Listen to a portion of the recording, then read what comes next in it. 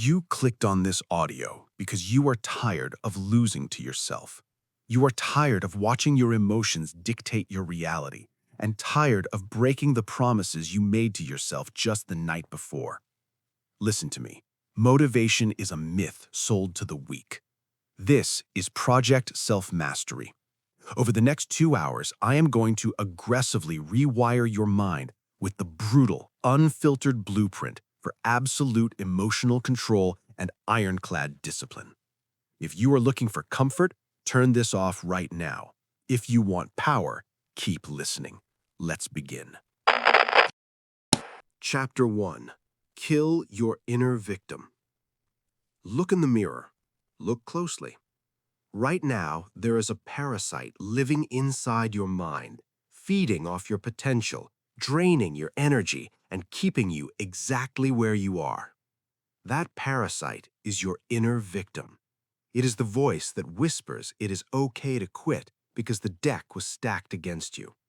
It is the voice that tells you your failures are the result of bad luck, bad timing, or bad people. Listen to me very carefully. Blame is the comfort food of the weak. It tastes sweet in the moment. It soothes your bruised ego. It provides immediate, temporary relief from the heavy burden of failure. But just like comfort food, a steady diet of blame makes you slow, lethargic, and ultimately it will kill your future. By pointing fingers at your childhood, your boss, or the economy, you willingly hand over your personal power to external forces that do not care about you. You make yourself a passenger in your own life, sitting in the back seat, complaining about the destination while someone else drives the car. You must stop this immediately. You must kill the inner victim before it kills your dreams. There is a fundamental truth you must accept right here, right now. It is a harsh truth. It is an unfair truth. But accepting it is the only way you will ever break free from mediocrity. Here is the rule. Your fault or not, it is your responsibility. Read that again in your mind. Your fault or not, it is your responsibility. Maybe you were born into poverty. That is not your fault, but it is your responsibility to build wealth. Maybe you had parents who did not support you, who instilled you with doubt and fear. That is not your fault, but it is your responsibility to rewire your own mind and become confident. Maybe the economy crashed and your industry was decimated overnight. That is absolutely not your fault. But it is your responsibility to pivot, adapt, and find a new way to feed your family. The victim focuses on fault. The master focuses on responsibility. That's the key. The moment you assign fault to someone else, you surrender your ability to fix the problem. You're essentially saying, they broke it, so they have to fix it. But let me ask you a question. Are they coming to fix it? Is the government coming to save you? Is your old boss coming to hand you a promotion? Is the universe going to suddenly align and drop success into your lap because you feel you were treated unfairly?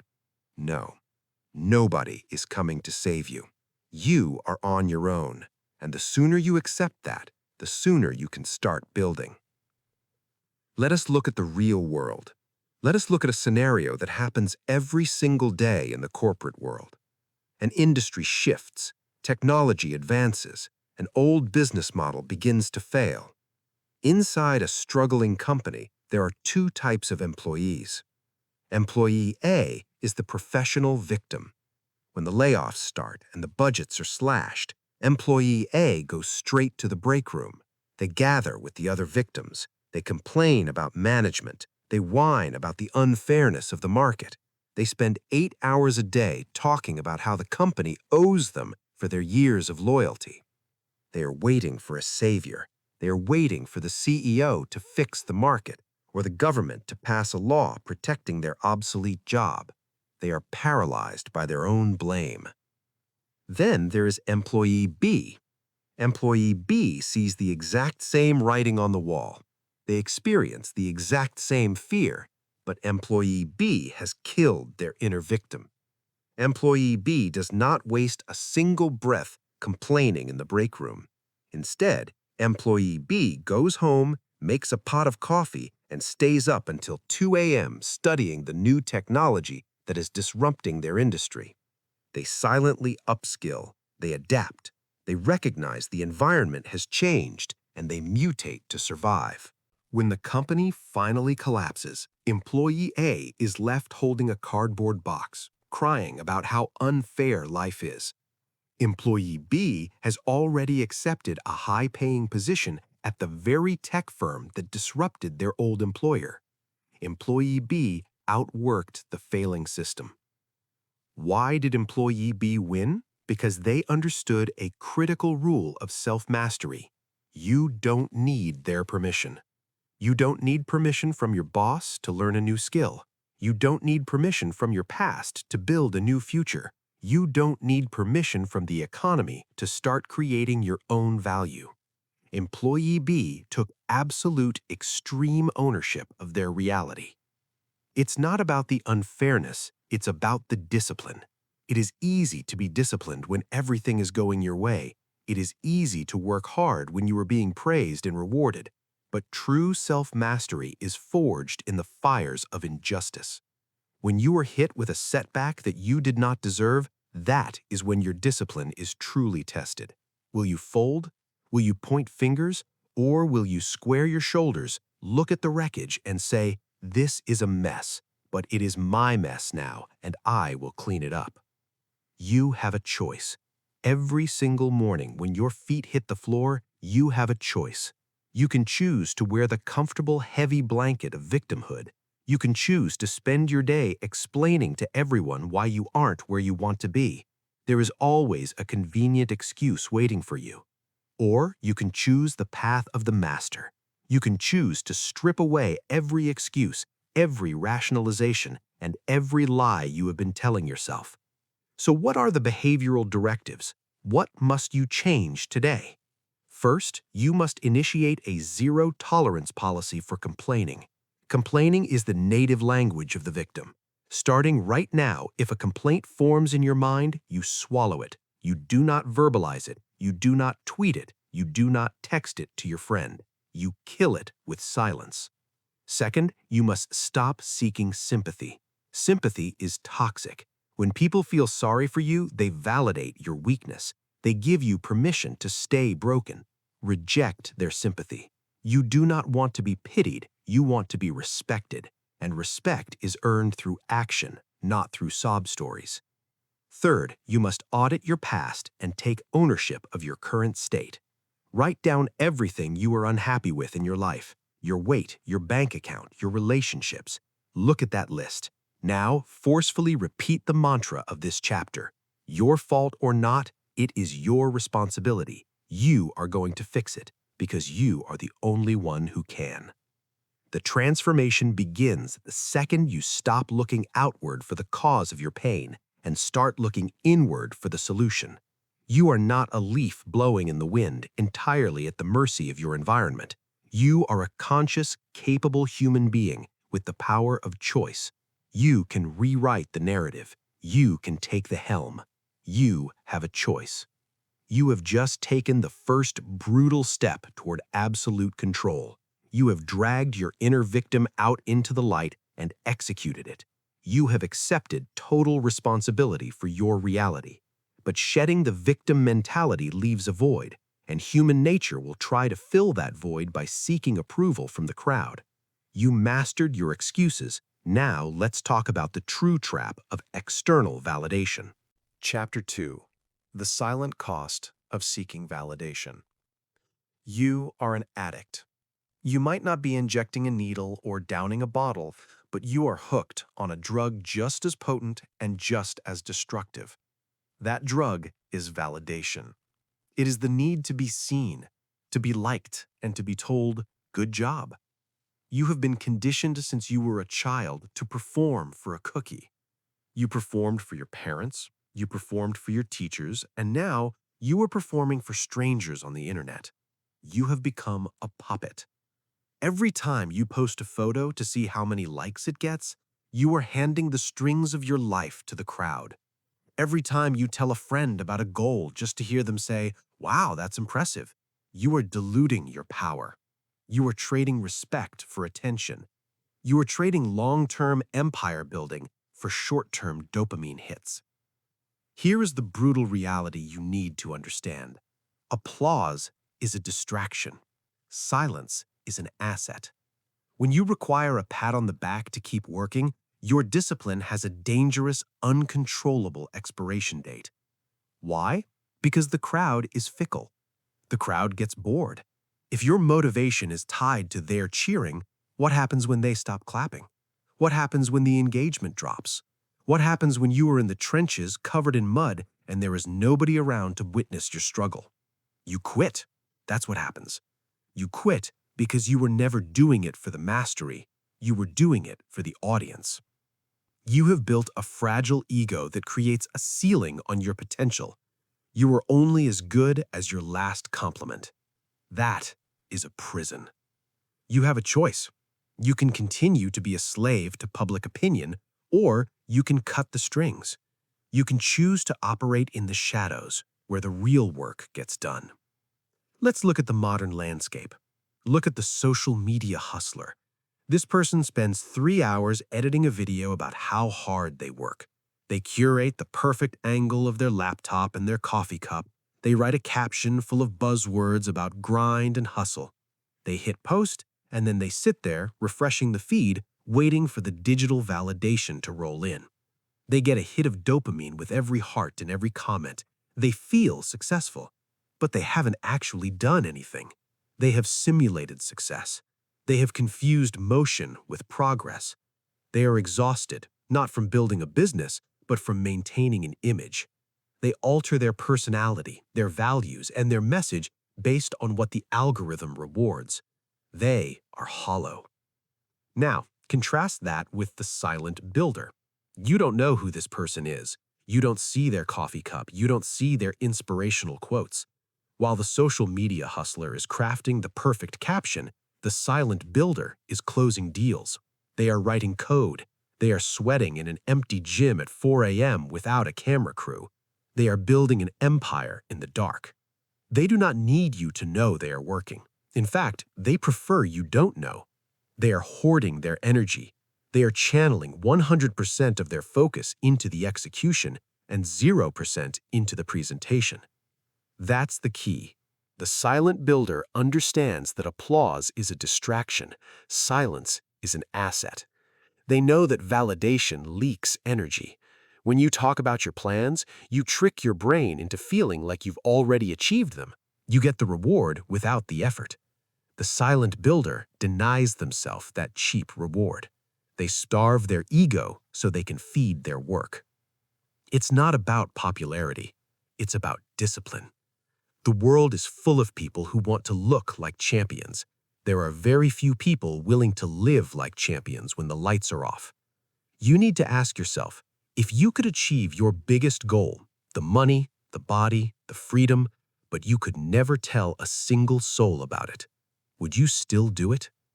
If you hesitated, you were in trouble. If you hesitated, you were chasing the wrong thing. You were chasing the status, not the substance. You must learn to become dangerous in the dark. You must learn to love the silence. When you detach from the need for external feedback, you become unshakable. If they criticize you, it doesn't matter. If they praise you, it doesn't matter. You are operating on an internal scorecard. You know if you put in the work. You know if you cheated on your diet. You know if you cut corners. You don't need their permission to know your worth. You don't need a round of applause to verify your existence. This is the ultimate form of freedom. When you no longer need to be impressed by others and you no longer need to impress others, you are finally free to focus. So, how do we break this addiction? How do we detox from the drug of validation? First, stop announcing your moves. Stop posting about big things coming. Stop telling your family about the business you plan to start. Shut your mouth. Do the work first. Let the results speak. If you are actually working hard, you won't have time to broadcast it. Applause is a distraction. Silence is an asset. Second, audit your circle. Are you surrounded by people who only validate you when you are performing for them? Are you surrounded by yes men who clap for your mediocrity? Cut them off. You need people who hold you to a standard, not people who stroke your ego. You need mentors who will tell you the harsh truth when you are failing, not friends who will lie to you to keep you happy. Third, embrace the lonely chapter. There will be a period in your journey to self-mastery where you feel invisible. You will be working harder than ever, and nobody will notice. No one will care. You will not get a good job. This is the testing ground. This is where the weak break and the masters are forged. You must learn to derive satisfaction from the effort itself. You must look in the mirror at the end of a brutal day and find validation in your own reflection. That is the only applause that counts. It's not about the recognition, it's about the result. The silent builder lets their empire do the talking. When they finally emerge from the shadows, they don't need to introduce themselves. Their work introduces them. Their success is undeniable. It is tangible. It is real. It is not a filter. It is not a caption. It is a fortress built brick by brick in the quiet hours of the morning while the victims were sleeping and the attention seekers were posting. You have a choice. You can be the loud, fragile pretender who needs constant reassurance to survive, or you can be the quiet, unstoppable force who draws power from within. Stop checking the scoreboard. Stop looking at the audience. The show is over. It is time to get to work. Applause is a distraction. Silence is an asset. Burn that into your brain. The next time you feel the urge to share a small win, suppress it. Keep it for yourself. Use that energy to get the next win, and the next, and the next. Stack your victories in private until they are so massive that the world cannot ignore them. You have learned to kill the victim. Now you have learned to silence the ego. You are reclaiming your energy. You are plugging the leaks. But as you build this pressure, as you stop venting your emotions to the crowd, you will feel a fire building up inside you. You will feel heat. You will feel anger. Most people try to put that fire out. They think it's dangerous, but you are going to do something different. You are going to use it. You have stopped seeking applause. Now, let's talk about what to do with the rage you've been suppressing. Chapter 3. Weaponize your anger. Society has lied to you. It has told you that anger is a toxic emotion. It has told you to breathe deeply, to count to 10, to let it go. They want you calm. They want you docile. They want you neutralized. But let me tell you the absolute truth about your anger. Anger is not a disease.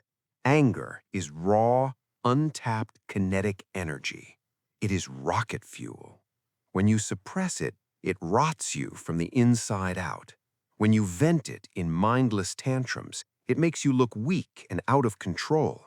But when you harness it, when you capture that heat and direct it into a singular, focused objective, you become an unstoppable force of nature. Burn the rage to build the empire. Look at the world around you.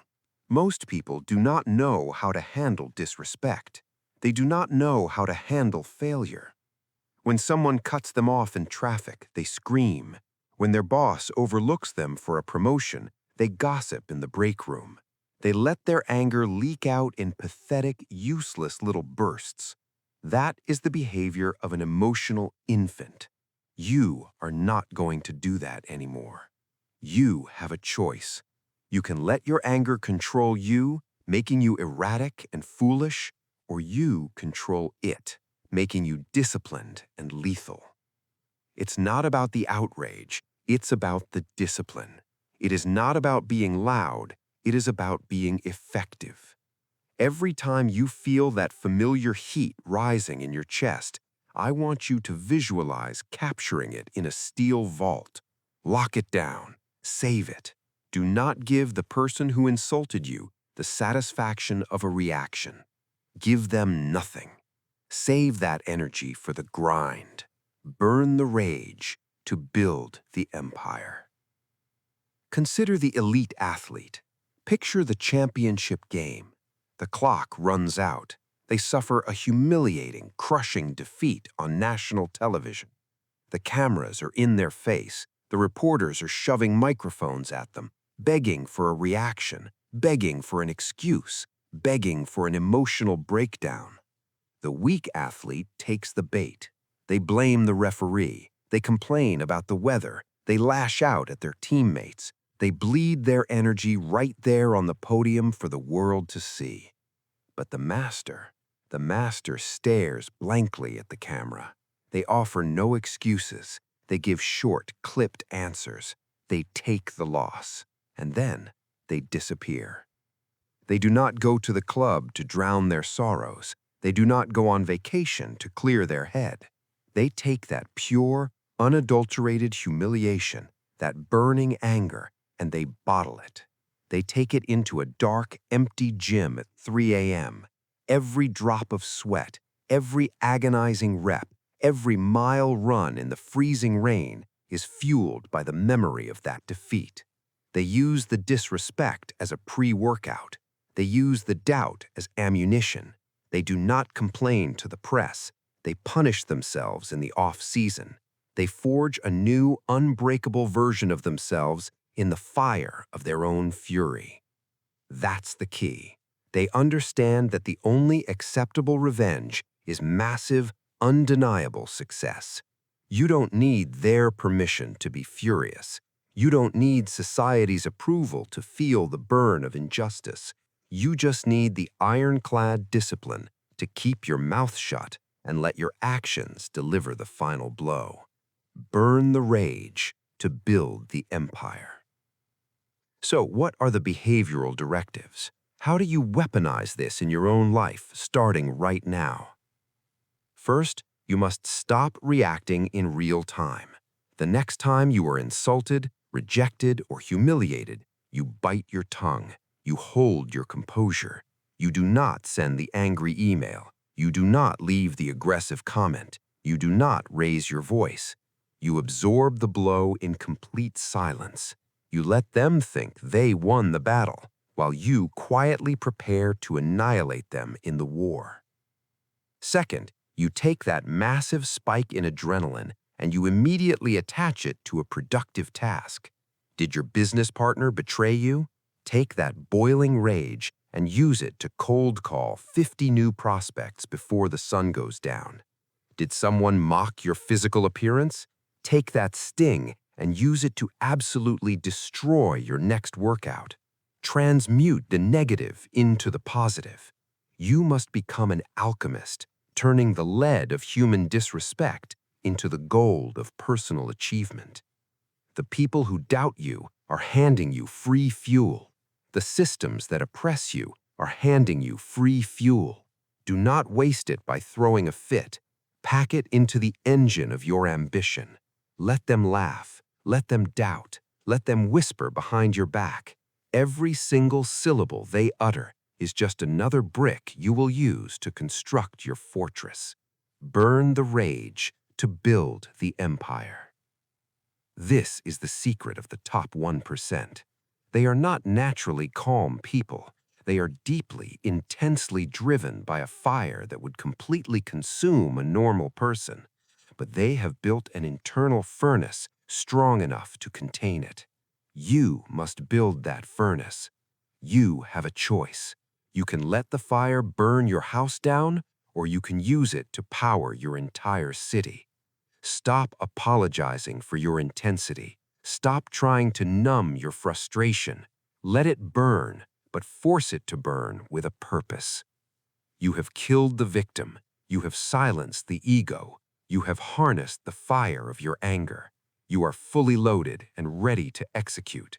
But there is one final insidious lie that will stop you from taking action today.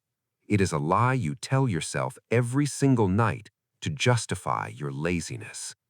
You mastered your rage. Now, let's talk about the timeline of your execution. Chapter 4. The Myth of Tomorrow. You are living a lie. It is the biggest lie ever told to humanity. It is a lie so comforting, so deeply ingrained in your psyche that it is quietly destroying your life as we speak. That lie is the concept of tomorrow. I will start the diet tomorrow. I will launch the business tomorrow. I will have that difficult conversation tomorrow. Listen to me very closely. Tomorrow is a fantasy land. It is a graveyard where human potential goes to die. It is a fabricated safe space for the weak. Procrastination is not just a bad habit. Procrastination is an arrogant assumption that you are guaranteed another sunrise. You are not. Time is the only resource you cannot buy back, and it is slipping through your fingers second by second. Yet you are acting like you have an infinite supply in the bank. You do not. Wake up. Now is the only timeline that exists. We wrap our procrastination in pretty words. We call it preparation. We call it waiting for the right time. We call it perfectionism. Let me tell you what perfectionism really is. Perfectionism is cowardice in disguise. It is your profound fear of failure dressed up in a tuxedo. You are terrified of putting your work out into the world and being judged, so you hide behind the excuse of getting it perfectly ready. You tinker, you plan, you strategize in the shadows, and while you are strategizing, someone else is executing. It's not about perfection, it's about execution. Look at the modern business landscape. It is ruthless. It does not care about your feelings, and it certainly does not care about your carefully crafted timeline. Consider the want-to-be entrepreneur.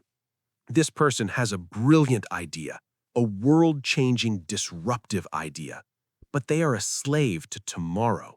They spend 2 entire years writing a flawless 60-page business plan.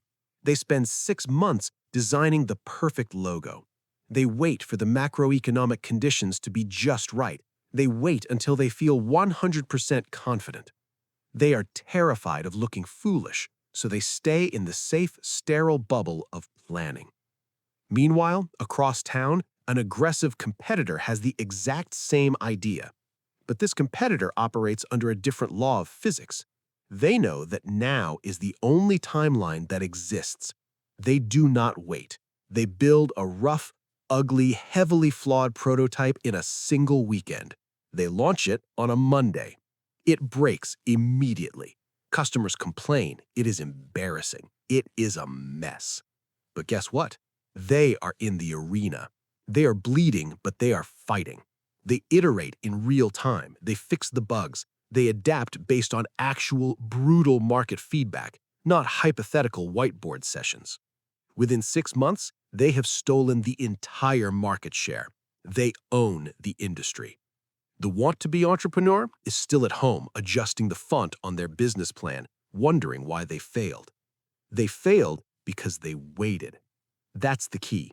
The world does not reward the best idea. The world rewards the fastest execution. The aggressive competitor didn't ask if the market was perfectly ready for them. You don't need their permission to launch. You just need the audacity to push the button before you feel ready. You must understand that there will never be a perfect time. The stars will never perfectly align for you. You will never feel entirely ready. You will never have enough money, enough experience, or enough courage. If you wait for all the traffic lights in the city to turn green before you leave your driveway, you will die in your house. You have a choice. Every single day, you have a choice. You can continue to live in the delusion of tomorrow, comfortably numb, achieving absolutely nothing. Or you can step into the brutal, uncomfortable reality of today and start breaking things. So, What are the behavioral directives? What must you do right this second to kill the myth of tomorrow? First, you must aggressively compress your execution windows. If a task takes less than 5 minutes, you do not write it down on a list for later. You do it immediately. You send the email, you make the call, you pay the bill, you clear the psychological clutter from your mind instantly. Second, you must launch ugly. Whatever project you are hiding, whatever idea you are polishing behind closed doors, ship it today. Put it out into the world. Let it be judged. Let it fail. Embrace the embarrassment of a flawed first attempt. That embarrassment is the mandatory price of admission to true mastery. If you are not embarrassed by your first version, you launched too late. Third, you must stop negotiating with your alarm clock. The snooze button is the first compromise of your day. It is a physical, undeniable declaration that your temporary comfort is more important than your lifelong ambition. When the alarm sounds, you do not think, you do not negotiate, you do not calculate how much sleep you got. You stand up, you attack the day. Now is the only timeline that exists. Stop looking at the calendar. Stop waiting for January 1st to change your life. Stop waiting for next Monday to start the diet. The master operates exclusively in the present tense. It's not about the readiness, it's about the discipline. You must force yourself into violent motion. Motion creates friction, friction creates heat, and heat creates the fire that will forge your new reality. You cannot steer a parked car. You must press the gas pedal now and figure out the exact directions as you drive. Look at your hands. Look at your life. The clock is ticking down and it will never stop. You have a choice. Sit and rot in the comfort of tomorrow or stand and conquer in the reality of today. Stop planning. Stop waiting. Execute. Now is the only timeline that exists. You have killed your excuses. You have silenced your ego. You have weaponized your anger, and you have finally accepted that today is the only day that matters. But as you begin to execute with this new, relentless speed, you will feel a heavy weight dragging you backward. You will find that not everyone wants you to move this fast. You have mastered your timeline. Now, let's talk about the people who are trying to steal it. Chapter 5. Sever the toxic ties. You are finally moving. You have killed the victim mentality. You have silenced your fragile ego. You have weaponized your anger, and you have stopped waiting for the mythical land of tomorrow. You are building momentum. You are taking action. But right now, as you try to sprint forward, you feel a massive drag. You feel a heavy, undeniable resistance pulling you backward. Stop and look around you. Look at the people in your life. You were trying to launch a rocket, but you were tied down by a dozen cement blocks. Here is the brutal truth of self-mastery. You cannot ascend while anchored to people who find comfort in the old, undisciplined version of you. Society tells you to be relentlessly loyal. It tells you to hold on to history, to keep your childhood friends close, to never leave anyone behind. That is terrible advice. Empathy without strict boundaries is simply self-destruction. You are pouring your precious, finite energy into black holes. You are keeping people around out of guilt, and it is killing your future. Protect your peace. Addition by subtraction. Let us look at a real-world scenario. Let us look at the childhood friends you have known for 15 years. You decide it is time to change. You are disgusted with your own mediocrity. So you set your alarm for 5 a.m. You start running. You start lifting weights. You stop drinking with them at the local bar every single Friday night. You start reading. You start building. What happens next? Do they applaud you? Do they ask to join you? No, they mock you. They call you obsessed. They say you have changed. They tell you to relax, to live a little, to stop taking life so seriously. They send you sarcastic text messages when you decline their invitations. Why do they do this? Because your new discipline is a massive, blinding spotlight pointing directly at their laziness. Your progress makes them physically uncomfortable. It forces them to look at their own failure, their own expanding waistlines, and their own empty bank accounts. And instead of stepping up to your level, it is much easier for them to drag you back down to theirs. It is comfortable down there in the mud. It is safe down there. They want the old you back because the old you made them feel okay about being average. It's not about their insecurity, it's about your discipline. You must recognize this sabotage for exactly what it is. It is an attack on your future. You have a choice. Every single time they mock your routine, you have a choice. You can lower your standards to keep them comfortable, or you can elevate your life and leave them behind. That's the key. The people who truly belong in your future will never ask you to compromise your standards. They will never ask you to shrink so they can feel big. You might feel guilty. You might feel like you owe them your time because of your shared history. You do not owe anyone the sacrifice of your own potential. You don't need their permission to outgrow them. You don't need their permission to evolve into a weapon. You must become completely, unapologetically ruthless with your inner circle. If someone is not actively pulling you forward, they are actively pulling you backward. There is no neutral ground in human relationships. People are either an engine or an anchor.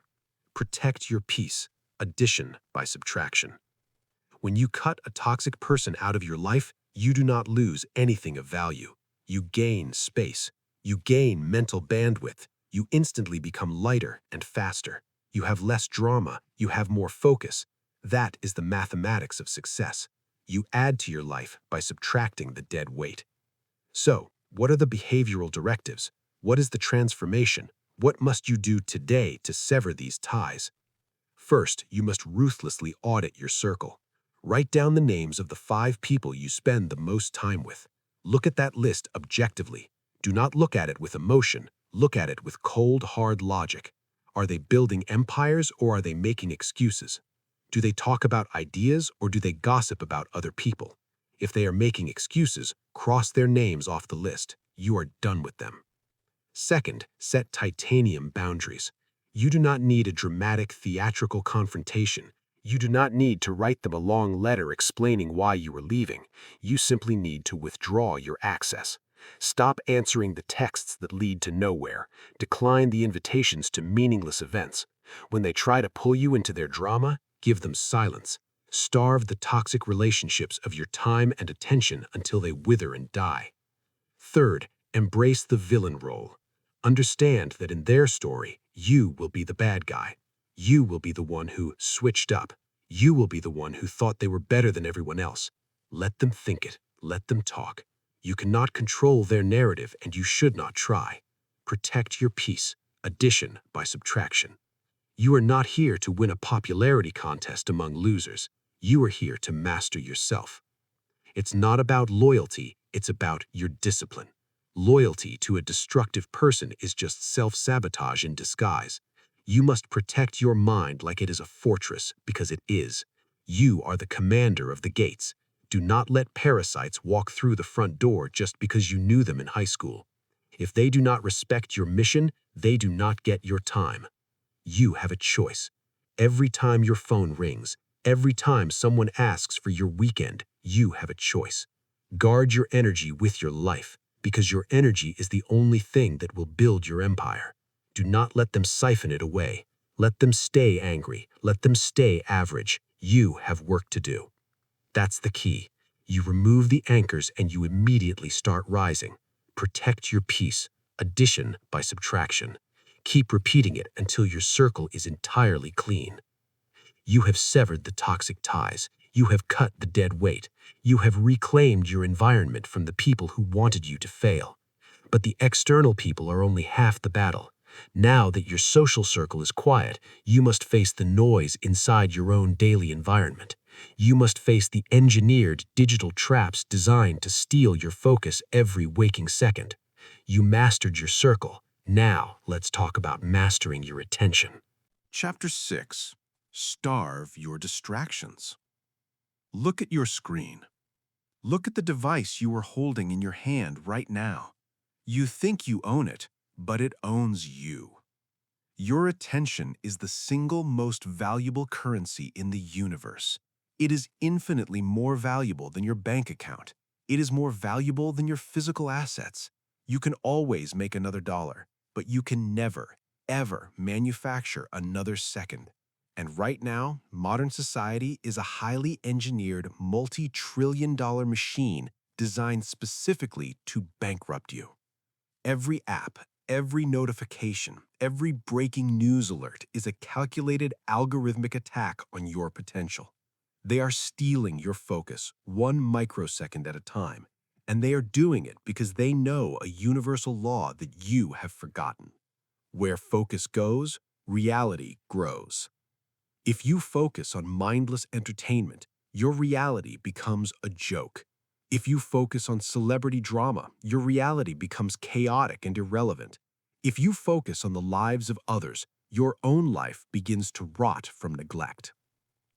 Look at the modern human. It is a pathetic sight. They wake up and immediately reach for their phone. They need a hit of cheap, unearned dopamine before their feet even touch the floor.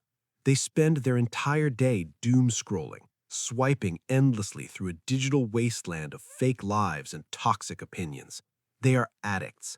They cannot sit still for 3 minutes in a waiting room without staring at a screen. Their brain is completely fried. Their attention span has been shattered into a million useless pieces. Then, this same person tries to achieve greatness. They try to sit down and master a complex, difficult skill. They try to learn to code. They try to write a business plan. They try to study the financial markets, and they physically cannot do it. After 5 minutes of slight mental friction, they feel an agonizing physical itch to check their notifications. They collapse. They surrender. They trade their empire for a 3-second video. Now, contrast that fragile existence with the master. The master operates with monk-like focus. When the master sits down to work, they go to war. They enter a silent room with a single, crystal-clear objective.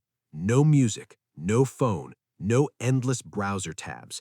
Just the brutal, beautiful friction of deep work. They understand that to build anything of lasting value, you must push through the initial, painful barrier of boredom. They embrace the silence. They lean into the difficulty. They lock the door and they do not emerge until the mission is accomplished. That's the key. The master understands that the modern economy pays an absolute premium for deep, uninterrupted work, precisely because the average person is completely incapable of doing it.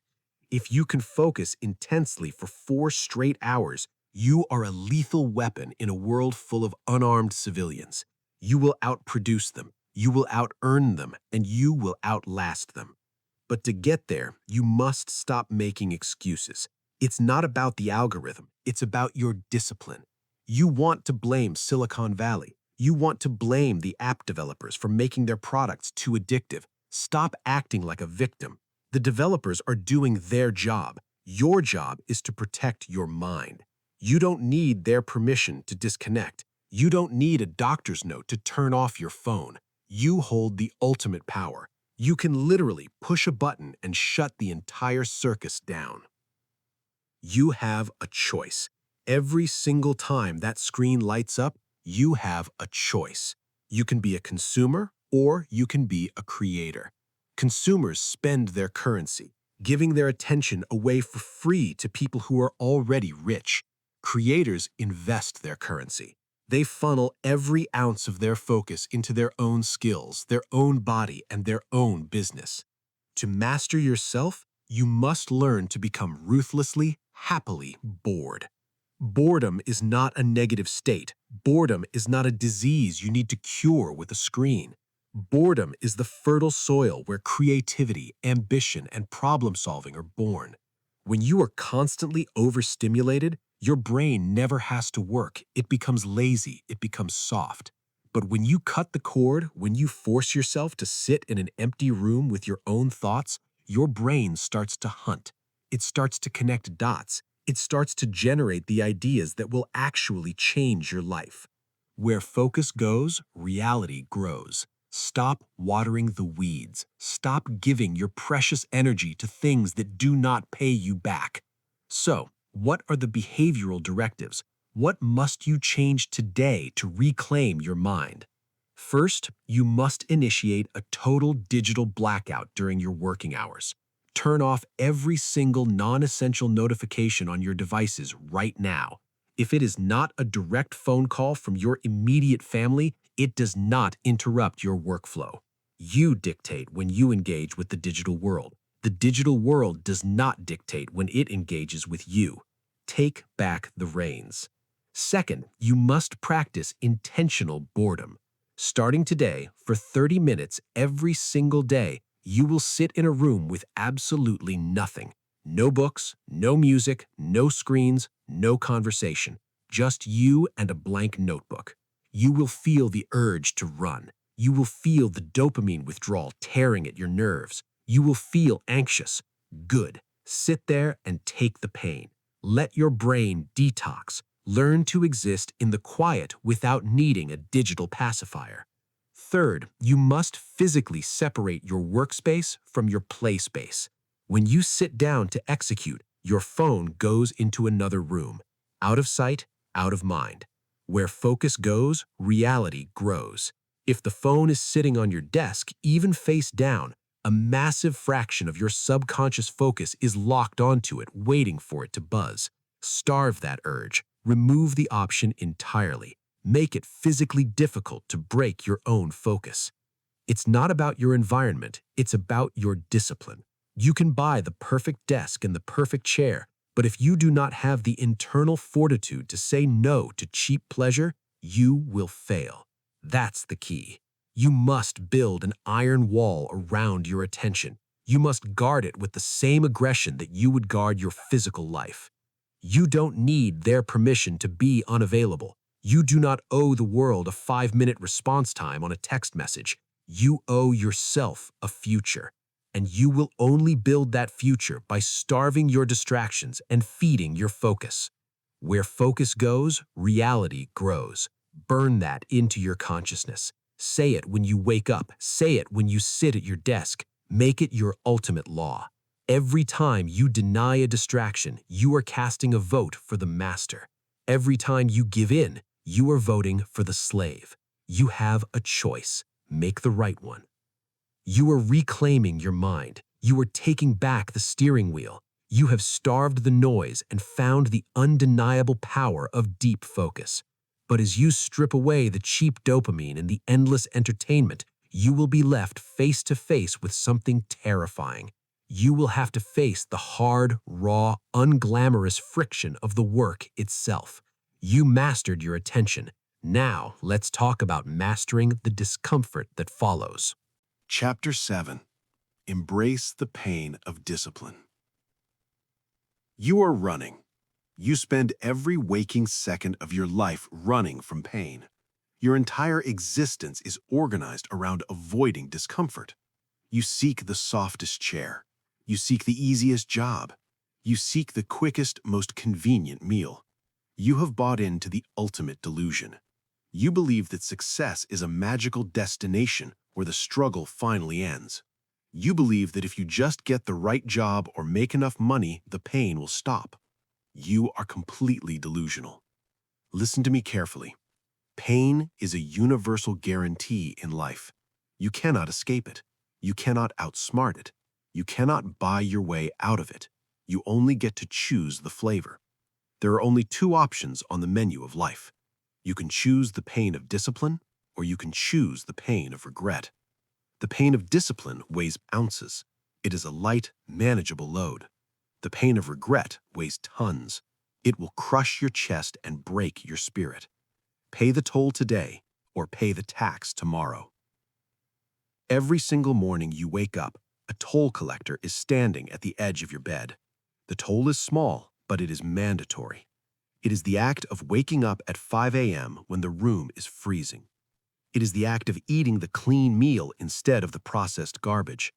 It is the act of sitting at the desk, staring at the blank screen, and doing the deep, cognitive work when your brain is screaming for the cheap dopamine of a smartphone. That is the pain of discipline. It is a sharp, immediate, temporary sting. Most people refuse to pay it. They hit the snooze button. They eat the sugar. They scroll the feed. They choose the path of least resistance. They think they got away with it. They think they cheated the system. They are fools. That's the key. The universe does not let you skip the bill. It just delays the payment. If you refuse to pay the toll today, the universe sends the tax collector tomorrow, and the universe's tax collector is ruthless. He charges massive, unforgiving compound interest. He takes your health. He takes your pride. He takes your financial freedom. He takes your future. Pay the toll today or pay the tax tomorrow. You have a choice. You are the one who chooses your hard. Let us look at the brutal reality of the physical body. Look at the master. The master wakes up before the sun. It is dark. It is cold. The bed is incredibly warm. Tearing themselves out from under those covers is an act of violence against their own comfort. Getting out of that bed is painful. Going to the gym, lifting heavy iron, tearing muscle fibers, and pushing the cardiovascular system until the lungs gasp for air is incredibly painful. But it is a controlled burn. It is a purposeful suffering. It lasts for 60 minutes. Then it is over. The master pays the toll, takes a shower, and attacks the rest of the day with ironclad confidence and a surge of natural power. Now, look at the victim. The victim chooses comfort. They sleep in. They avoid the gym for 10, 20, 30 years. They eat for pleasure, never for fuel. They think they are winning the game of life because they are so comfortable. But fast forward to age 50. The victim wakes up and their back is in agony. Their knees pop and grind with every step. They are chronically lethargic. They are carrying 50 pounds of useless, toxic fat. They look in the mirror and feel a crushing, suffocating wave of disgust and regret.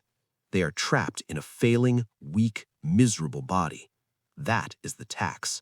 That pain does not last for 60 minutes. That pain lasts 24 hours a day, 7 days a week until the day they die.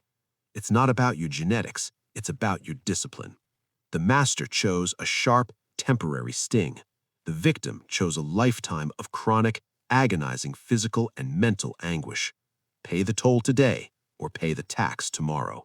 This law applies to every single vertical of your life. It applies to your business. Making the 100th cold call of the day is painful. Hearing the word no over and over again stings your ego. That is the toll. But waking up at age 60 with $0 in retirement and realizing you wasted your prime earning years because you were afraid of the telephone, that is the tax. That is the ton of regret that will crush you. You have a choice. Do not act like life happened to you. Do not act like you are a victim of circumstance. You engineered this outcome. Every time you chose the couch over the pavement, you signed a binding contract for future suffering. Every time you chose entertainment over education, you traded a moment of easy pleasure for a decade of failure. You must completely rewire your relationship with discomfort. You must stop seeing pain as an enemy to be avoided and start seeing it as a filter. Pain is the gatekeeper of greatness. It is intentionally designed to keep the weak and the uncommitted out. When you feel the burn of discipline, you should smile. It means you are going the exact right way. It means you are leaving the herd of average humans behind. You don't need their permission to suffer for your own greatness. Let them choose the soft life. Let them choose the easy path. Let them mock your rigid schedule and your extreme habits. They are laughing on borrowed time. When the tax collector comes for them, they will be bankrupt. So what is the transformation? What must you execute right now to embrace the pain of discipline? First, you must proactively seek out micro-adversity. Stop engineering friction out of your life. Stop taking the elevator. Take the stairs. Stop taking the hot, comfortable shower. Turn the water to freezing cold for the last 60 seconds of every wash. Force your brain to experience voluntary discomfort every single day. Condition your nervous system to accept the shock without flinching. Make yourself tough to kill. Second, you must stop labeling discipline as a punishment. It is not a punishment, it is the ultimate investment. Change your internal vocabulary immediately. You do not have to work out. You get to forge your physical armor. You do not have to eat clean. You get to fuel the high-performance machine. You do not have to study. You get to sharpen your lethal edge. Third, you must conduct a daily regret audit. every single time you are about to skip a difficult task, close your eyes and vividly visualize the ultimate consequence of your laziness. Visualize yourself 5 years from now, broke, wildly out of shape, and full of pathetic excuses. Feel the crushing weight of that future regret in your chest. Use that terrifying vision to physically push you through the minor inconvenience of the work in front of you today. It's not about your motivation, it's about your discipline. Motivation is a fleeting emotion for amateurs. Discipline is the unshakable bedrock of the master. The work will never be easy. If it were easy, everyone would be rich, everyone would be shredded, and everyone would be a master. It is supposed to be hard. The hard is exactly what makes it great. Lean into the friction. Fall in love with the unglamorous, boring, painful, repetitive grind of daily execution. Pay the toll today or pay the tax tomorrow. Choose the pain that builds your empire so you do not have to suffer the pain that destroys your soul. You have a choice. Stop running, turn around, face the fire, and walk directly into the center of it. That's the key. You have stopped running from the pain. You have accepted the daily toll. You are putting in the agonizing reps and building your armor. But as you grind, your ego will try to sabotage you by obsessing over the finish line. You mastered the discomfort. Now let's talk about mastering your focus on the process. Chapter 8. Detach from the outcome. You are living in the future. You are physically present in this room, but your mind is 1,000 miles away. You are desperately clutching at a finish line that does not yet exist. You want the millions. You want the massive empire. You want the physical transformation. You are completely obsessed with the outcome, and that obsession is exactly why you are failing. When you stare at the horizon, you become blind to the ground beneath your feet. Obsessing over the finish line causes you to trip on the step right in front of you. True emotional mastery requires a radical shift in your psychology.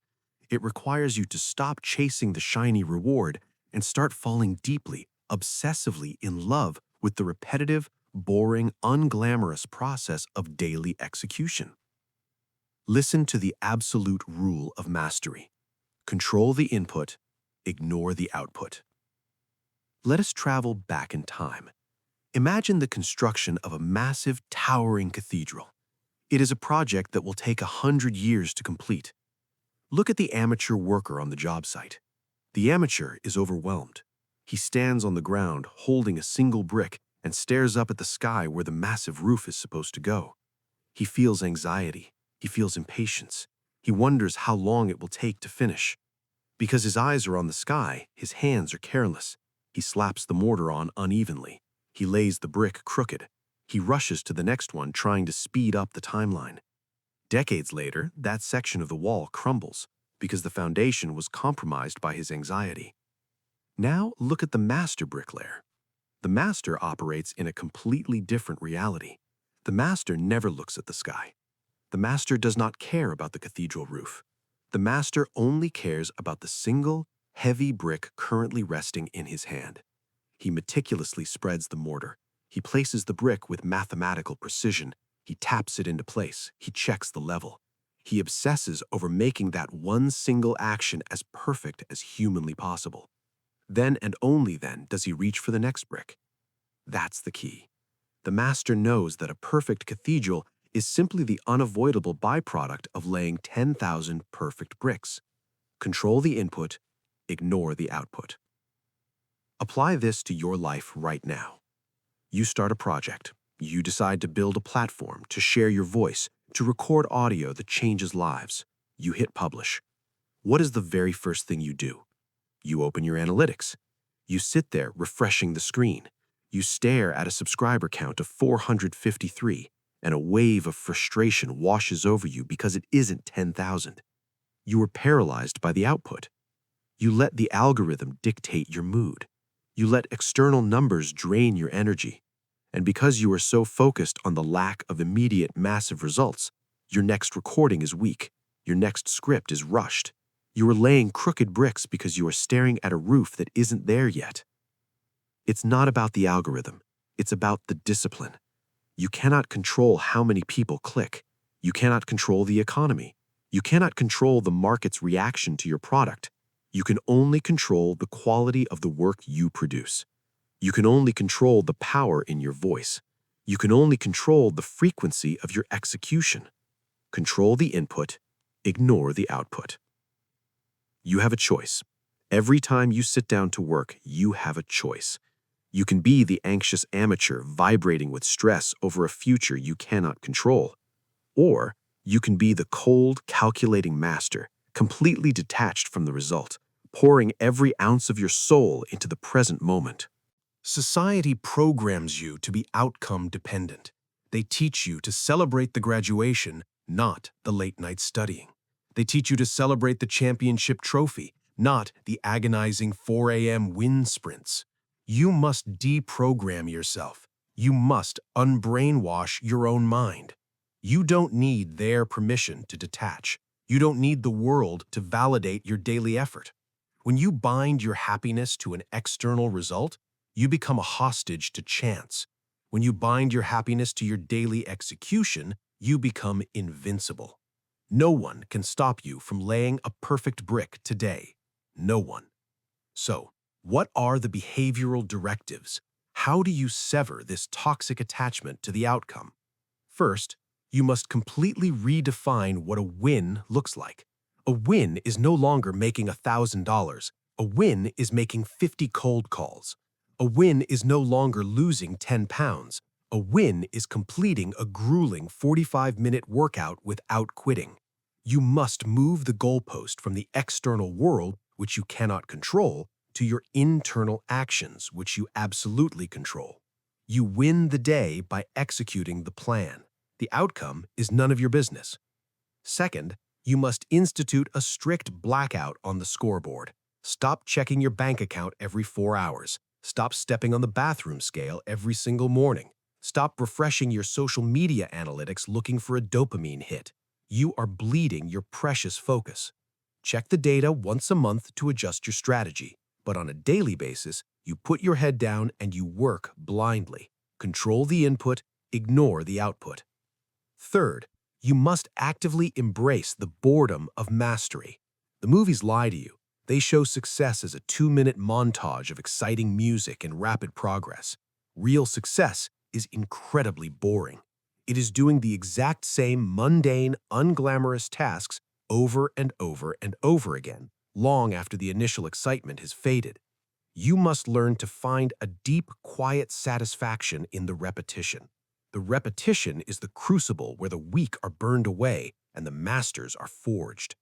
The finish line is an illusion. The journey is the only thing that actually exists. When you finally reach the top of the mountain, you will realize the view is nice for about 5 minutes. Then you will immediately look for a taller mountain. The joy is not in the conquering. The joy is in the climbing.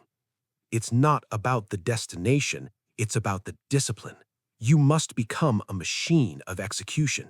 You wake up, you lay the brick, you go to sleep. You wake up, you lay the brick. Control the input, ignore the output. Let the universe handle the results. You just handle the work. You have a choice. Surrender the anxiety of the future and take absolute command of the present. That's the key. You have learned to detach. You have stopped looking at the sky and started looking at your hands. You are focused on the raw inputs. But to lay those bricks perfectly, to ensure your foundation is completely solid, you must be able to see clearly. You must be able to assess your own flaws without flinching.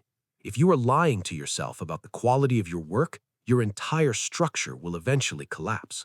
You mastered the process. Now, let's talk about the lens through which you view yourself. Chapter 9. The Armor of Absolute Honesty. You are a liar. Do not look away. Do not get defensive. I am not talking about the lies you tell your boss to get out of a meeting. I am not talking about the white lies you tell your friends to avoid a social event. I am talking about the dark, insidious, catastrophic lies you tell yourself every single day. You look in the mirror and you construct a massive, elaborate fiction to protect your fragile feelings. You tell yourself you are working hard when you know you are distracted. You tell yourself you are doing your best when you know you are leaving 70% of your potential on the table. You tell yourself that your failures are the result of bad timing or unfair circumstances. Stop. It is all fake. It is a protective shield made of tissue paper, and the real, brutal world is going to punch right through it. Lying to yourself is the fundamental root cause of all your anxiety and failure. Anxiety lives in the dark, expanding void between the true reality of your life and the fictional story you tell yourself to feel better. You are terrified that someone, someday, will expose you as a fraud. But you do not need anyone else to expose you. You are exposing yourself every time you fail to hit your goals. You must learn the ultimate law of self-awareness. The truth hurts, but delusion kills. You build these protective excuses because you are afraid of the sting. You insulate your ego. You wrap yourself in bubble wrap. But that bubble wrap is actually a coffin. You are suffocating your own growth. When you lie to yourself about your weaknesses, you strip yourself of the ability to fix them. You cannot heal a wound you refuse to look at. You cannot conquer an enemy you refuse to acknowledge. You must look in the mirror and audit your flaws without flinching. You must strip away every single protective excuse you have built over the years. Let us look at the ultimate, undeniable scoreboard of human choices, the physical body. Look at the individual who is completely out of shape, carrying 50 pounds of toxic, useless weight. They are exhausted, they are insecure, their confidence shattered. What happens when they look in the mirror? The ego immediately deploys its defense mechanisms. The lies begin. I just have bad genetics, they whisper to themselves. My metabolism is completely broken. I am just big-boned. I don't have time to cook healthy meals because I work so hard for my family. They construct a fortress of pseudoscience and victimhood. They find online communities that validate their excuses. They seek out enablers who will give them a sympathetic pat on the back instead of a harsh truth. They find deep, warm comfort in the lie that their body is not their fault. But their heart does not care about their excuses. Their arteries do not care about their bad genetics. Their joints do not care how busy their schedule is. The physical reality of their failing health is marching forward, completely unimpressed by their rationalizations. The truth hurts, but delusion kills. If this individual ever wants to truly change, they must experience a moment of terrifying, violent clarity. They must stand entirely alone in front of a full-length mirror. They must strip off their clothes and strip off their lies. They must look themselves dead in the eyes and say the brutal words, "My genetics did not put the junk food in my mouth. My metabolism did not skip the gym for 5 straight years. I lack self-control. I am lazy. I did this to myself." That moment of absolute crushing honesty feels like a death. It is the death of the ego, but it is the birth of the master. The second you own the ugly truth, you instantly reclaim the power to change it. It's not about your genetics, it's about your discipline. When you stop pointing fingers at your DNA, you can finally start picking up the heavy iron. When you stop blaming your schedule, you can finally start setting your alarm clock. You have a choice. Every single time you face a failure or a setback, you have a choice. You can swallow the comforting pill of delusion, or you can swallow the jagged pill of reality. The comfortable lie will keep you exactly where you are until the day you die. The jagged truth will cut you open, bleed out the weakness, and force you to grow. That's the key. Absolute honesty is not a weapon you use to destroy yourself. It is the armor you wear to protect yourself from your own weakness. When you are ruthlessly honest with yourself, no one else can ever use your flaws against you. You already know them. You have already claimed them. You are already fixing them. You don't need their permission to face your own reality. You don't need a therapist or a coach to tell you what you are doing wrong. Deep down in the quietest, darkest corners of your mind, you already know. You just have to stop running from it. So, what are the behavioral directives? How do you forge this armor of absolute honesty right now?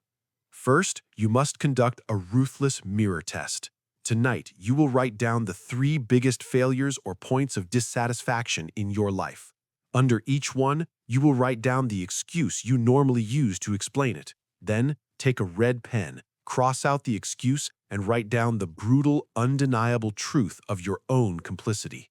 Stop blaming the economy for your empty bank account. Admit you have not built any valuable skills. Stop blaming your partner for your toxic relationship. Admit you lack emotional control. The truth hurts, but delusion kills. Second, you must kill your passive vocabulary. The words you use shape your reality. You will never again say, "I didn't have time to work out." That is a lie. Everyone has 24 hours. You will look in the mirror and say, "Working out was not my priority." You will never say, "I forgot to do the work." You will say, "I chose not to remember." Take active, aggressive ownership of your failures. Force your ego to bear the full weight of your choices. Third, embrace the sting. When you finally admit a harsh truth to yourself, it is going to hurt. Your chest will tighten. Your face will flush. Do not run from that feeling. Sit in it. Let it burn. That sting is the weakness leaving your body. That sting is the exact sensation of growth. Welcome it. Crave it. Because on the other side of that pain is undeniable, unshakable power. It's not about your flaws. It's about your discipline. It's not about the excuses. It's about the execution. Stop lying to yourself. The world is going to lie to you enough. You cannot afford to be an enemy agent operating inside your own mind. Align yourself with the brutal facts of your existence. The truth hurts, but delusion kills. Choose the truth. Choose the pain. Build the armor. You have a choice. Continue to live in a comfortable fantasy or step into the cold, hard, dominant reality of the master. That's the key. You have stripped away the lies. You have audited your flaws without flinching.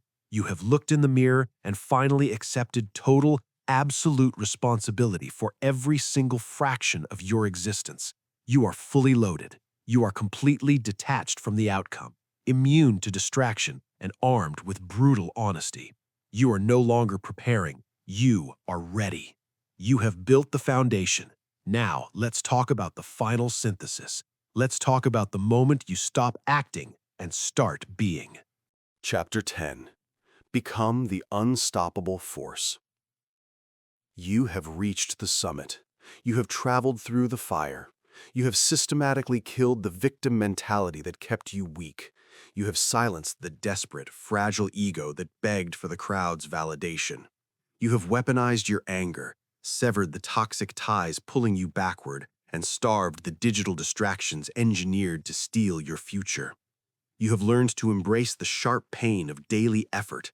You have detached your emotions from the outcome, and you have forged an impenetrable armor of absolute honesty. You have learned the laws. You have the blueprint in your hands. But knowing the laws is not enough. Simply applying the laws on a temporary basis is not enough. You must reach the final synthesis. You must undergo a complete, violent identity shift. Mastery is achieved when these laws synthesize into an unbreakable identity. You must reach a point where you no longer do discipline. You are discipline. It ceases to be an action on your calendar. It becomes your fundamental nature. You are the project. You are the master. Most people treat discipline like a heavy winter coat. They put it on when the weather is bad. They wear it when they are broke and need to hustle. They wear it when they look in the mirror and feel disgusted by their physical condition. But the exact moment the sun comes out, the exact moment they achieve a tiny shred of comfort, they take the coat off. They revert back to their weak, lazy default state. They are tourists in the land of greatness. They visit, but they do not live there. You are no longer a tourist. You are taking up permanent residence. When you reach this ultimate level of self-mastery, there is no off switch. There are no cheat days in your mindset. You do not need to hype yourself up to do the hard work.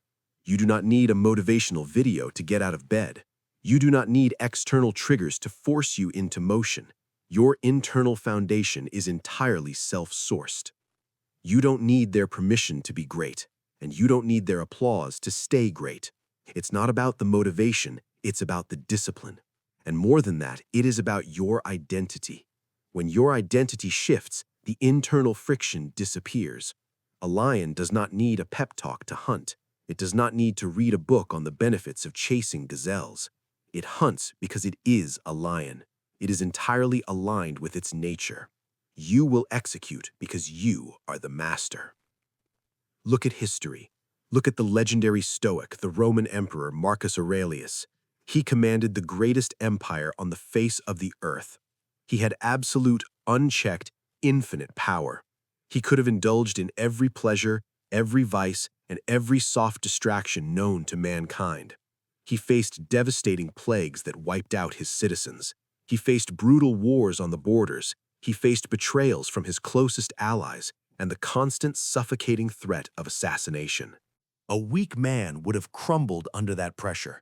A weak man would have complained to the gods. A weak man would have become a paranoid tyrant entirely fueled by emotion and fear. But Marcus Aurelius remained completely stoic. He remained highly effective and ruthlessly logical during the worst crises of his reign. Why? Because his external environment did not dictate his internal state. He sat in his tent on the freezing, bloody front lines of war, and he wrote his private meditations. He audited his own mind. He did not let the chaos of the world penetrate the fortress of his consciousness. He was a rock in a raging ocean. The waves crashed against him. The storms raged around him, but he did not move a single inch. He understood the final law.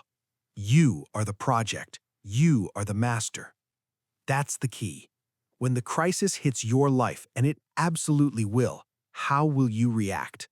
When the economy crashes, when the relationship ends, when the business fails, or when the medical diagnosis is bad, will you shatter into a million pieces, or will you stand like a rock? If your foundation is built on external things, your money, your status, your comfort, you will fall. But if your foundation is built on your own unshakable identity, you will stand. You have a choice. Every second of every single day, you have a choice. You can let the world happen to you, or you can happen to the world. You can step into the fire and let it consume you, or you can step into the fire and absorb the heat. You must become the unstoppable force. You are the project. You are the master. So what is the final transformation? What are the behavioral directives you must execute today to solidify this permanent identity? First, you must eliminate the concept of trying. Stop saying you are trying to be disciplined. Stop telling people you are trying to build a business. Trying is a loser's word. It is a linguistic safety net. It leaves the back door wide open for failure. Erase that word from your vocabulary immediately. You either execute or you fail. You are a disciplined person or you are a slave. Claim the identity. Say, I am disciplined. Say, I am a master. Speak it as an absolute, undeniable fact. Second, you must create a rigid internal code of conduct. Write down the non-negotiable laws of your existence, not goals, but laws. I do not complain. I do not hit the snooze button. I execute regardless of my emotional state. Memorize this code. When a difficult decision arises, you do not think. You do not weigh the pros and cons of being lazy. You simply consult the code. It removes the emotion. It removes the fatigue. It completely automates you greatness.